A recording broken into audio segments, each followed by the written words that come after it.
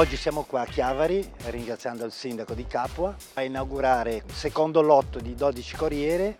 che il sindaco Marco Bucci ha stanziato da 10,80 metri che vanno a fare servizio laddove il 12 metri nelle strade dell'entroterra e delle riviere non lo permette. Qua bisogna ringraziare la città metropolitana che si è attivata, il sindaco metropolitano Bucci, che ci ha spronato perché ATP, pur essendo pubblica, diventi un'azienda competitiva al servizio del cittadino e faccia comunicare l'entroterra che si è sempre sentito tagliato fuori e le due riviere con quello che è il centro della città, come si vuol fare una vera città metropolitana. Questo evento per presentare l'ultima tranche dei primi 90 autobus che abbiamo acquistato grazie ai finanziamenti regionali e statali, e ciò ci consentirà di svecchiare decisamente il nostro parco mezzi e quindi di offrire per il futuro un servizio sempre migliore e sempre di maggiore qualità. Sono autobus questi da 10,5 metri, low entry, quindi con pianale ribassato e anche la possibilità di essere usati dai disabili.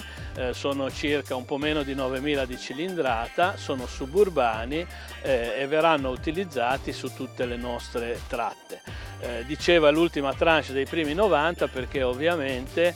stanno proseguendo le procedure per l'aumento di capitale, quindi dopo l'aumento di capitale in ogni caso procederemo all'acquisto ancora di nuovi autobus e abbiamo anche in mente di fare un progetto per l'elettrico e l'ibrido nelle parti del territorio dove per noi sarà possibile. È un evento molto importante e ringrazio pubblicamente Claudio Garbarino, consigliere delegato alla Città Metropolitana dei Trasporti, per la grande passione e per la completa disponibilità che da sempre al territorio, al Levante Ligure, alle vallate. È molto importante avere un punto di riferimento come lui. Tramite ATP Esercizio diamo anche dei servizi aggiuntivi, ricordo a tutti la linea gratuita, linea C2 urbana, che ogni ora collega tutto il lungomare all'ospedale di Chiavari,